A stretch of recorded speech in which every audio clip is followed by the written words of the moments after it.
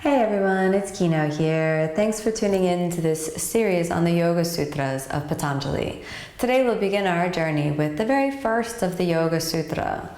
When you begin the study of the traditional yoga texts, it's important to keep an open heart and a receptive spirit so that you tune into these sacred teachings from a place of reverence, honor, and devotion.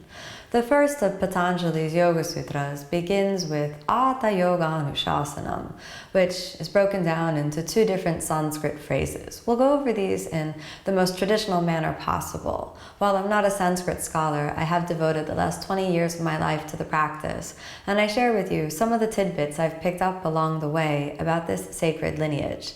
So when you're ready to begin today's sutra, repeat after me. Atha Yogānuśāsanam. Atha Yogānuśāsanam.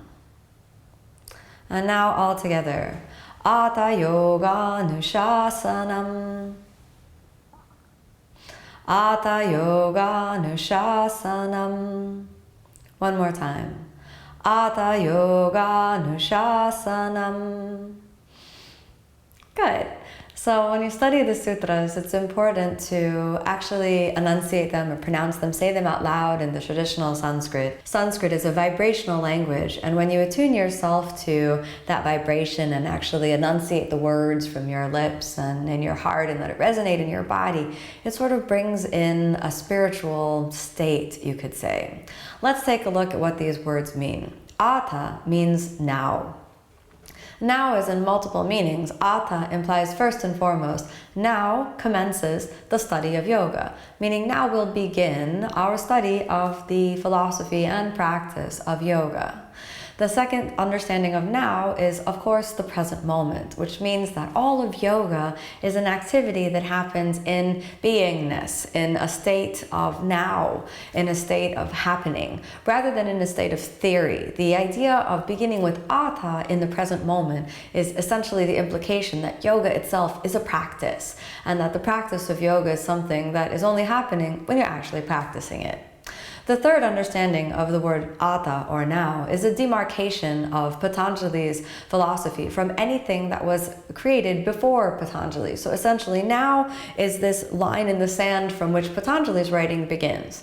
And the final one, which is sort of perhaps the most spiritually oriented, or the most poetic rather, is that now implies readiness. Now that readiness is in the heart of the student. So it's as though Patajnali is saying, Atha Yogānuśāsanam, Atha, now, dear student, now that you're ready, we can begin the practice of yoga.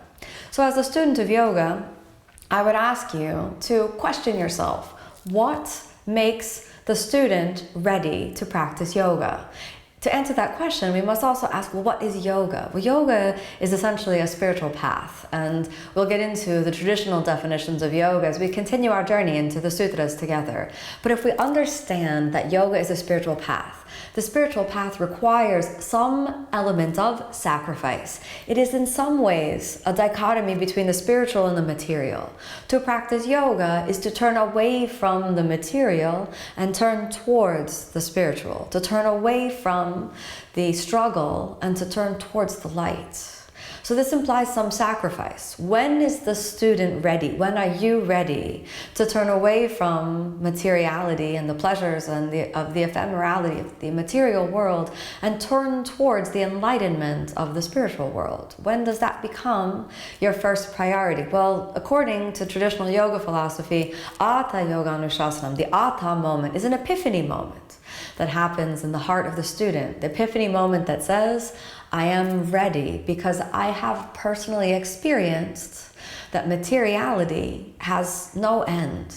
Or in other words, that permanent happiness does not lie in the endless pursuit of material pleasures, whether that materiality is the pursuit of other things, the pursuit of experiences, or the pursuit of anything outside of yourself, meaning experiences or love or attention or anything like that. Instead, the yogi is ready to say that the real truth, the real happiness only lies in the true light of the spiritual world. And so this turning away from the material world means that you have suffered already in the material world.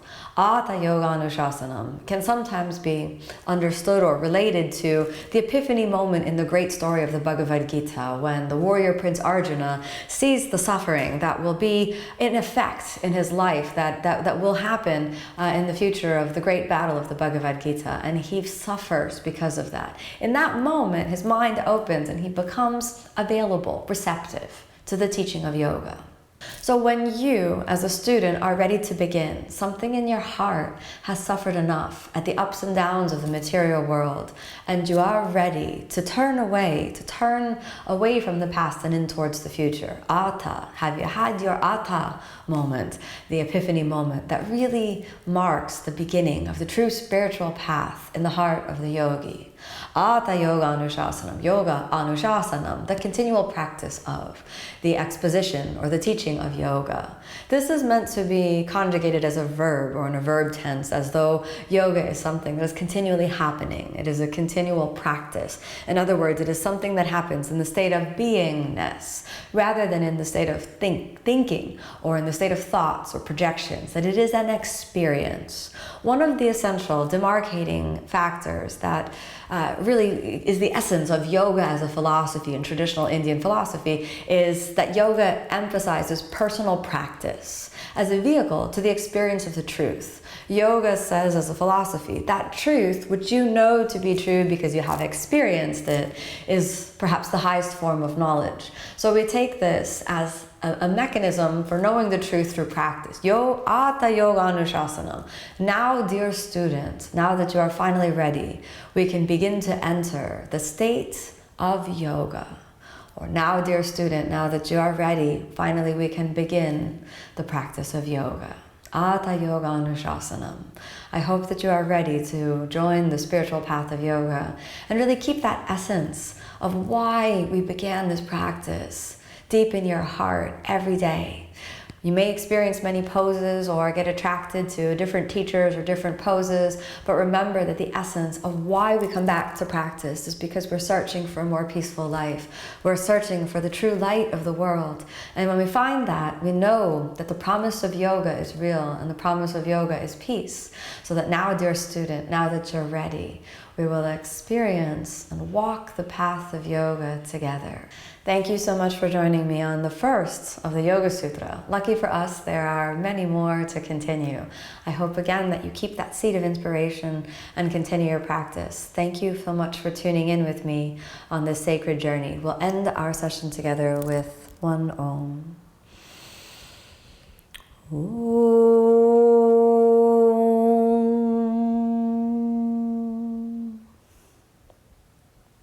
Namaste.